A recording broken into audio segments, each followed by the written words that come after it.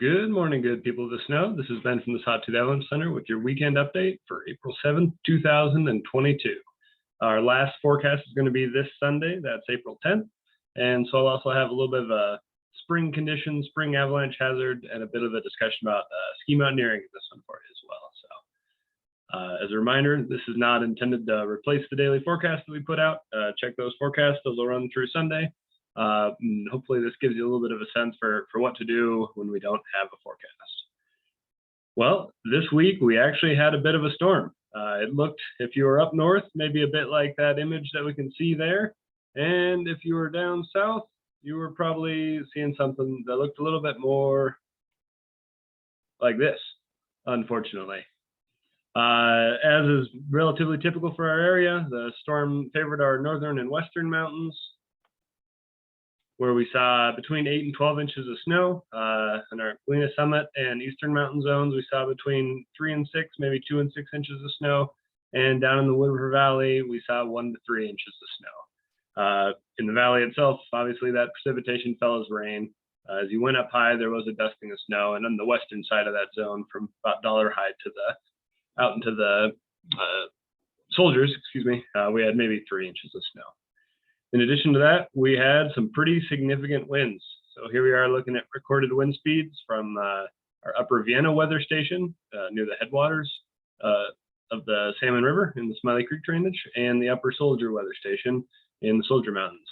You can see that on the 4th, so that would have been Monday, we had gusts in the 80s to the 90s for a number of hours in both those locations. Wind was generally blowing out of between southwest and the west at that time, and then switched around to blowing out of the northwest and kind of a variety of directions as those wind speeds eased. As far as avalanche hazard that we saw, we got into a warming trend, a sunny trend immediately after that storm, and as of yesterday, which is Wednesday at this point, we saw some pretty widespread, those small wet avalanches occurring. Today's Thursday. It's going to be warm and sunny again today, and even warmer and sunnier tomorrow. It's Friday, so we're likely to see these slides maybe get a little bit bigger with warmer temperatures and plenty of sunshine. In addition to that, we saw some relatively interesting dry snow problems as well. Due to the strength of the wind, a lot of the avalanche activity that may have occurred was masked, and the wind was blowing so hard that it was probably struggling to even form wind slabs. It was just blowing the snow away in a lot of locations. But we did spot, here's an interesting avalanche that Ethan spotted. This is on Snowy Side Peak in the kind of southern Sawtooth, western Smoky transition area. It's on a northeast face at about 10,000 feet. And you can see a pretty sizable crown beneath that cliff face there. I highlighted it for you there in that little red dashed line.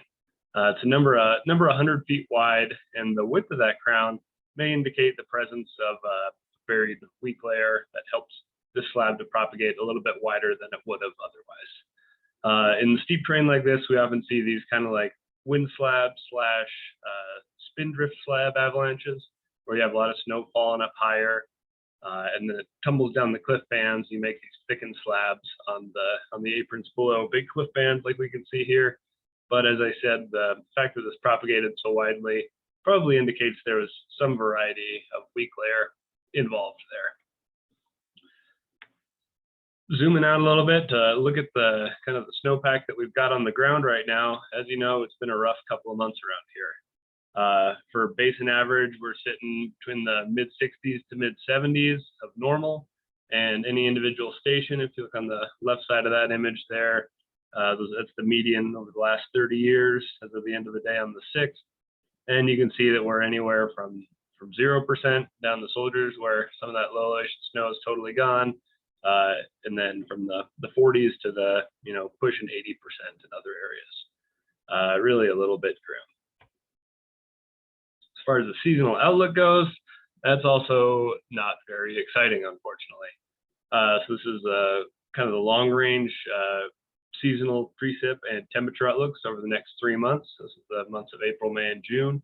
On the left, we have precip, and those brown colors indicate the likelihood of a low, below average precipitation during this period. and probably well below average precipitation. On the right there, that's the temperature over those 3 months.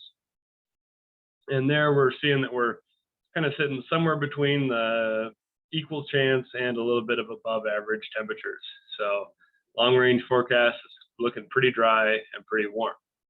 However, in the next 10-day period, it's looking potentially a little bit more exciting in our neck of the woods. The top image here is for the Titus area here at Galena Summit, and the bottom is for Baldy. This is a 10-day model known as GFS, and in both of these, over the 10-day period, this model is calling for 2.5 inches of water, equaling about 2 feet of snow. Of course, if I had $1 for every time this season that I had my heart broken by this model, I'd have at least several dollars. So you gotta take these longer range outlooks with a pretty significant grain of salt. As they draw closer, you can be a little bit more confident in them. There does seem to be a decent chance at this point of some sort of storm on Monday, bringing a decent bit of precipitation to a good portion of our area.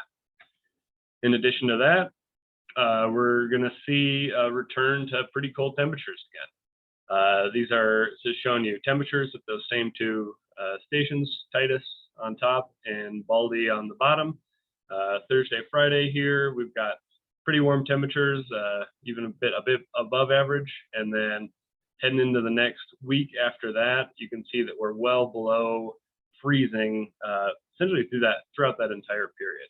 That darker gray line that runs across that graph is 32 degrees, so that's freezing. And then anything below that line is obviously below freezing. We're expecting to see temperatures even a week out, dip into 0 or sub-zero potentially.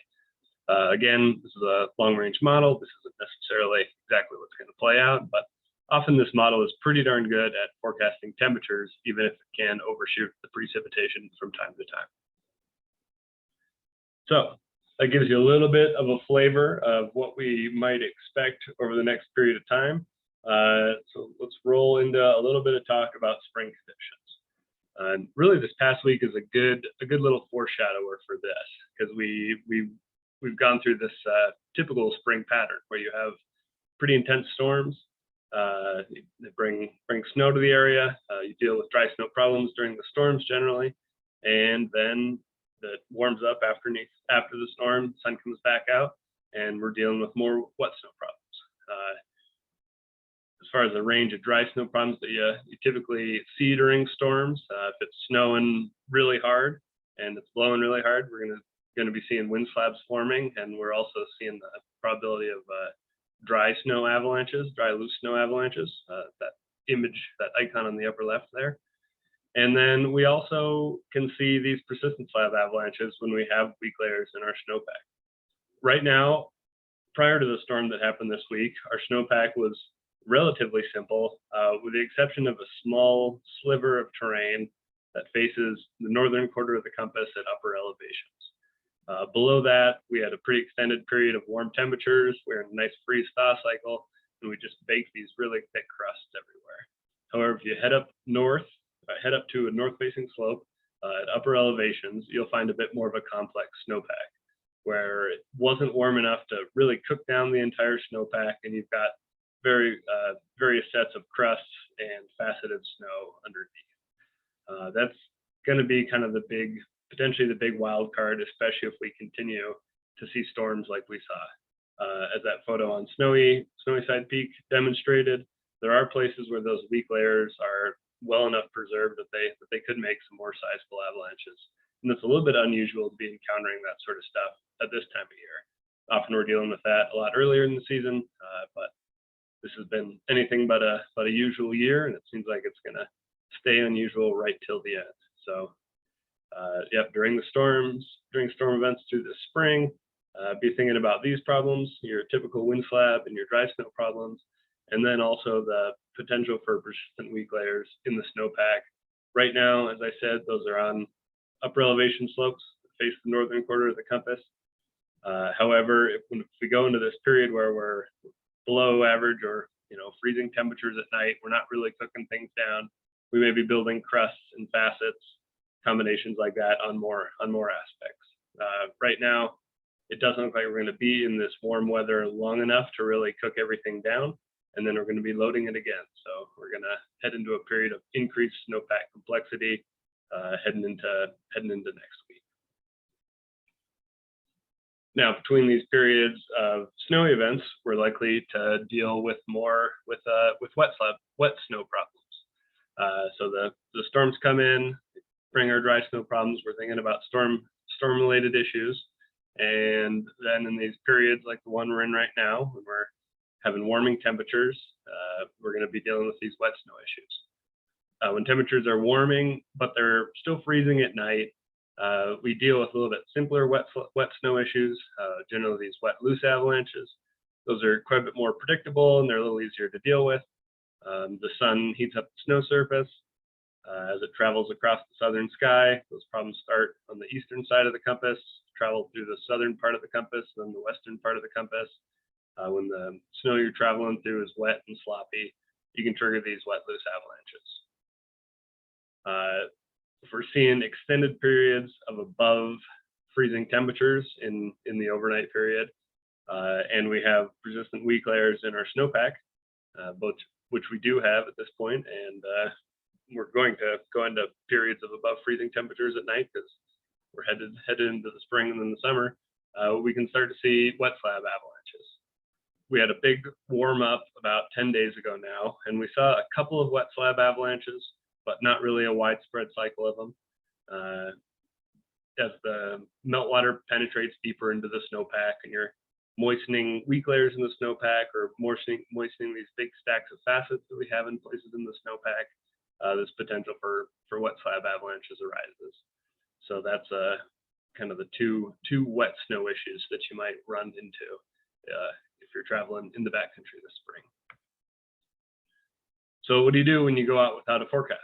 Well, you end up being your own weather forecaster and your own avalanche forecaster. Avalanches are a product of both long-term and short-term weather events, and so keeping track of both of those things will help you to stay safer in the backcountry. 4 main components of springtime avalanche assessment, and we've gone over a lot of this already, but we have new snow and wind during storms, those simpler dry snow issues. Persistent weak layers in the snowpack, it's the more complex dry snow issue that we're going to be dealing with. Amount of solar radiation, periods with a lot of sun and warm temperatures are bringing on these loose wet snow avalanches. And then extended periods of above freezing temperature, the snowpack gets wetter, deeper and deeper. We see deeper and deeper loose wet avalanches, kind of those more gouging ones that sometimes wipe out the entire snowpack as they gouge through a bunch of wet snow down to the ground. And then also the less predictable but much more destructive wet slab avalanches that occur when you're wetting either these persistent weak layers, or you're lubricating these crests that are in the snowpack, or you're wetting these big stacks of facets. As far as weather forecasting goes, you're kind of looking at what the recent weather and today's weather is doing, and looking into what the future weather is doing. Great way to look at current and past weather is via the weather station map that's on our website. If you go to sawtoothavalanche.com and then click on the weather tab up at the top, there's a bunch of weather tools there, and there's also a weather station map.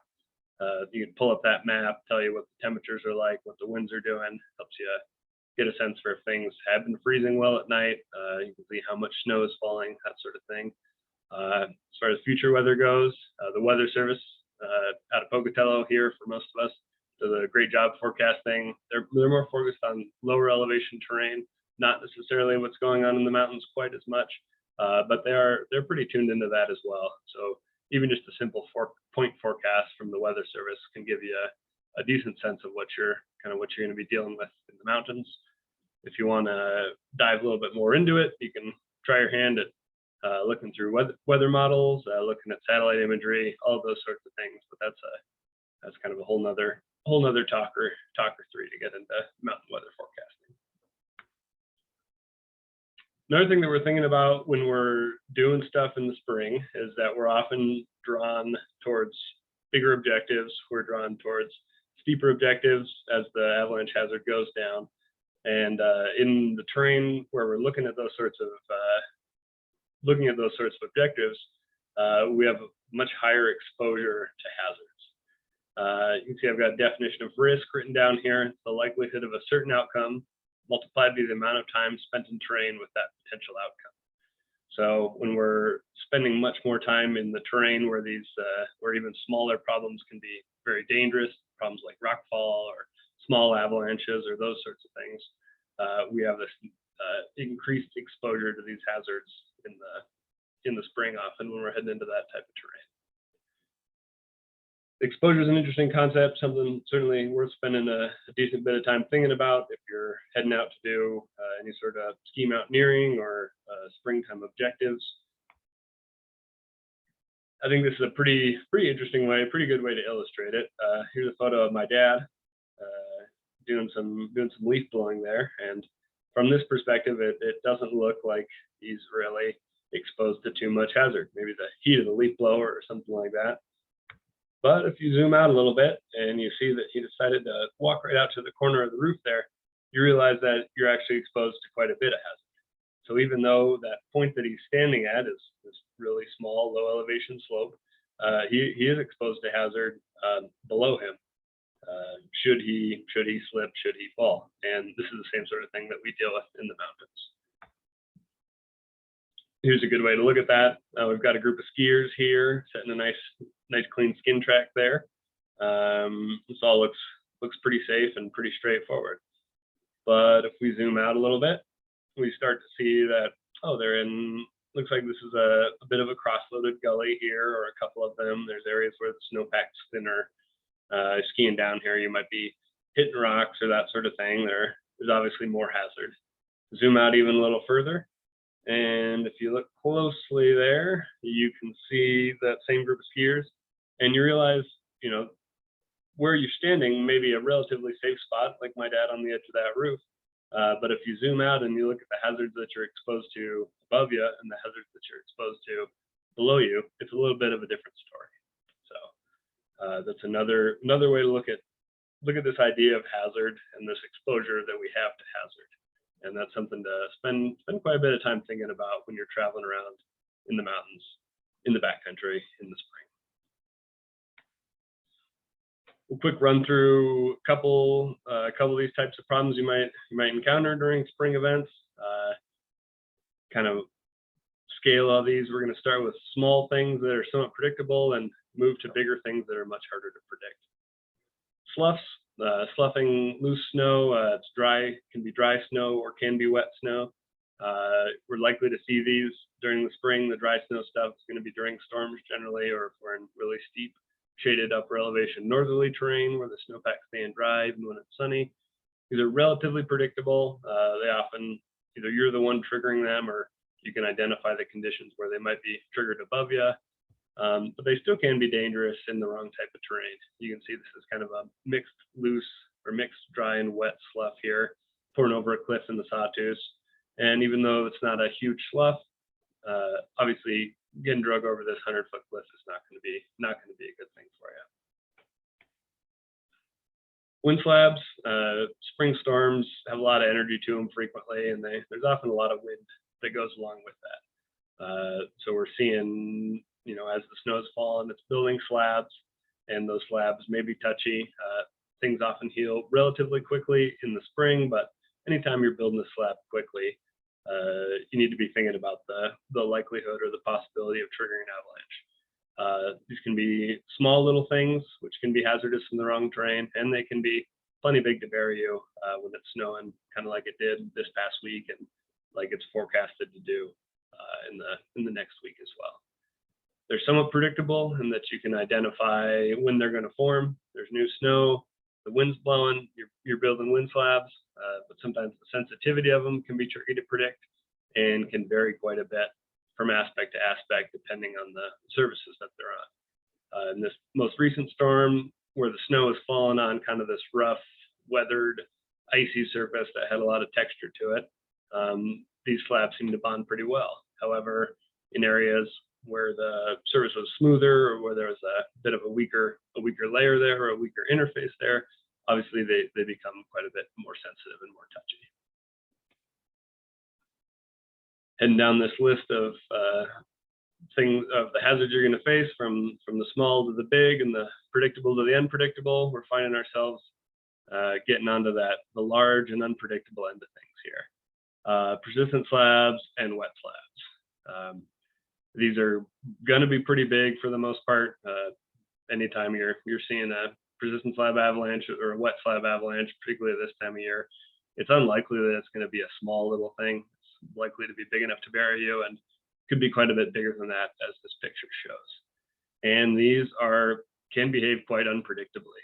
You can identify weak layers in the snowpack by digging to them, but really accurately assessing on a slope scale whether or not a weak layer that you find in the snow pit is going to be hazardous or not is quite complex and often involves quite a bit of uncertainty. So if you're traveling around and you know you have persistent weak layers in your snowpack, like we do right now in relatively isolated terrain, but we may be forming and burying in a more widespread section of terrain over the coming days and the coming weeks, becomes a lot trickier to deal with. And you just have to be aware that those are in the snowpack and think about what the right management strategy for that is. Often, frustratingly enough, the best thing you can do is avoid the terrain where they exist. But again, it kind of all depends on the specific snowpack that you're dealing with. And lastly on this list, we've got cornices. Cornices can be small or they can be huge, and they're also essentially unpredictable. Right now, since we didn't have that much snow this season, we formed a lot of cornices early in the year, and then in the last while we haven't been doing too much cornice formation, but there are a number of places where there are some pretty big, unstable in appearance cornices that have these big cracks behind them. They kind of started separating earlier in the year and then paused there, and eventually those do come rolling down the slopes. Cornices can make really good triggers for all of these avalanche problems that we're talking about, anywhere from just simple loose snow avalanches to triggers for deeper weak layers or for layers that are being wetted.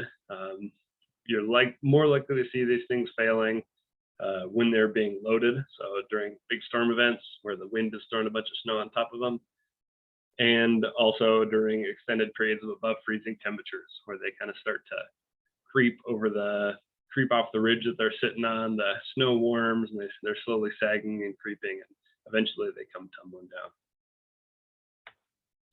In addition to these avalanche related hazards, we also face quite a few non-avalanche related hazards when we're going skiing in the spring and we're getting into more of a mountaineering type of environment. As we talked about earlier, we're often drawn during periods of lower danger or in the spring, we're drawn towards steeper terrain, sort of the type of things that we often are staying away from throughout the winter. And anytime we're in this type of terrain, even small missteps, small miscalculations can have large consequences. Think back to my dad on top of the roof there. If he wasn't on the roof and he was just on a 5-degree slope, tripping and tumbling probably isn't going to do much. Maybe hurt your wrist or your ankle or something like that. But if you're standing on the roof or in the mountains on a big steep slope, that picture is a little bit different. Like in this photo here, a good friend of mine, if you're climbing up the mountain and you trip and you fall, the consequences are pretty different than if you're on, just setting a skin track and you on a easy mellow slope and you slip and you take a fall. We also end up dealing with low snow hazards. We've gotten quite used to dealing with these sorts of hazards this year, but often in the spring, depending on how late we're skiing, as we're trying to milk the end of the season, we find ourselves dealing with additional hazards of there not being that much snow around, or there being rocks coming to the surface and that sort of thing. As this photo illustrates, we're also thinking about rockfall when we're getting into steeper terrain. This is a wet loose avalanche that was triggered by rockfall, but even when we're climbing in couloirs, little bits of rock falling off the sides can be pretty hazardous. Or when we're in big steep alpine slopes, we can see stuff like that as well. Not hazards that we typically face in the middle of the winter. Even just like simple skiing hazards, as you can see here, when we're in this higher consequence terrain, you really want to know what you're doing and have your stuff dialed a little bit. This is a friend of mine. Looks like he caught an edge here. Unfortunately, we were skiing in some pretty mellow terrain, but as I was mentioning earlier, any sort of fall like this or trip or misstep can carry some pretty high consequences with it if you're in the rough terrain. We also face a lot of just kind of general environmental hazards when we're out in the spring. The weather is the big one. Spring storms can be really energetic. The sun's heating up the ground. Everything's getting warmer. There's more energy in the atmosphere. Get some more water in the atmosphere, and we can see big lightning storms, that sort of thing, like pictured here. And we also have the environmental hazard of animals out there. Here in central Idaho, grizzly bears aren't a huge problem, but there are plenty of other animals you might not want to bump into, like a moose down into a swamp, or keep your eyes open for wolverines, that sort of thing. But as you get into more and more remote terrain, more and more remote areas, we run into all sorts of different hazards that we need to be aware of in the mountains. All right, few parting thoughts for you.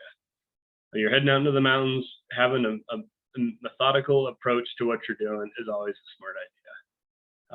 You're not going to have an avalanche forecast, so you want to have some sort of idea what you're going to find out there. Say it's storming, you're looking for some dry snow problems, potential for wind slabs and storm slabs and loose snow avalanches, that sort of thing. You go out, there's more snow than you anticipated, expect those to be bigger than you thought. Be going into your days, your adventures with an idea of what you're going to see, compare what you're finding to what you'd expected to see, and then rebuild that mental model that you got. Another good point, pick your partners wisely. It's always good to go out with folks who are interested in what's going on there and who are ready to tune into any sort of hazards that you're dealing with. It's nice to be able to deal with these things with more people, have multiple brains that you can put on it. Somebody sees something that you might not see or has a different idea of how to deal with the problem that you're facing. It's always nice to have good, strong partners that can do those sorts of things. Be clear-eyed about the risks that you're taking out there. When we're going into this steeper terrain, when we're going into more consequential terrain, there are just inherent risks to being out there. And it's not wrong and it's not bad to take risks, but the most dangerous thing you can do is to take risks without acknowledging that you're taking the risks. So go out there, have a great time, but be honest with yourself about what you're doing and how you can deal with the risks that you're facing and hopefully minimize them, and what you might do if the worst happens. Recognize and respect your uncertainty. I think this could end up being a pretty interesting one this spring. We've got a bit of an unusual upper snowpack right now. Right now, it's it's kind of limited to, as I've been saying, these upper elevation, northerly facing slopes, where the snowpack's a lot more complex than basically everywhere else. But over the coming, looks like 10-day period, maybe 2-week period, if we're really seeing these storms come in and potentially building some weak layers during periods of storms and then loading them again, we might end up having a bit more of a complex snowpack to deal with than we often do in the spring. Oftentimes at this time of year, we're kind of or getting close to being done with these sorts of problems. But maybe it could be a bit different this year. You never know exactly what you're going to find out there. And it's good to recognize that and respect that and go try to collect data that helps you travel more safely in the mountains. If you think there are weak layers in your snowpack, dig down and see if you can find them. And if you're finding them there, think about the consequences of triggering an avalanche involving a weak layer like that, the terrain that you're finding it in, and maybe what you can do to limit your exposure to that. And a big one here, turning around is all part of the process. If you're going out trying to ski steeper things or trying to have bigger adventures, trying to get into more and more remote terrain, recognize that it's not, turning around isn't failure. Turning around isn't like you did something wrong or that you weren't strong enough or something like that. Turning around is part of doing things that are harder to do. If you're pushing yourself and challenging yourself to enter terrain that you don't normally enter or to ski something steeper than you have skied, recognize that a certain portion of the times that you're doing that, you're not going to be able to do that safely, and and so you pull the plug and you head home early, or you head down to a nice grassy meadow like this and go for a quick skinny dip in the lake, or reward yourself in another way. But be willing to turn around. Be willing to identify when you're in a spot that turning around is a good idea, and don't hesitate to do that. Wrapping this back to the partner mentioned from earlier in this slide here, be respectful of your partner's desire to turn around as well, or your partner's thought that, you know, maybe the hazard that you're facing is more than they're willing to accept, even if it's one that you're willing to accept. So it's a good kind of an important note to have that set out in advance, to know where you're going, what terrain you're entering, the risks there, and your tolerance for the risks that you might encounter. And that's what I've got for you. So if you've got any questions or comments, concerns, complaints, anything else, I'd love it if you reached out to me. My email's right there on the screen, ben@sawtoothavalanche.com. Our email at the Avalanche Center is info@sawtoothavalanche.com, and we do check that periodically throughout the summer. Yeah, if there's anything you see out there, see some big avalanches, big piles of debris, triggering avalanches through the spring, any of these sorts of things, we'd really love it if you'd reached out and dropped us a line. You can use our observations form that's available on our website, shoot us an email, give us a call, whatever it is, we'd love to hear from you. So I hope that helps you heading into the spring season. It's been a weird year around here, lots of snow early, and then lots of time without snow for the last couple of months. But yeah, it's been a great year, and thanks for everything for folks who have submitted observations, and hope you enjoy your spring and your summer, and we'll be seeing y'all next year.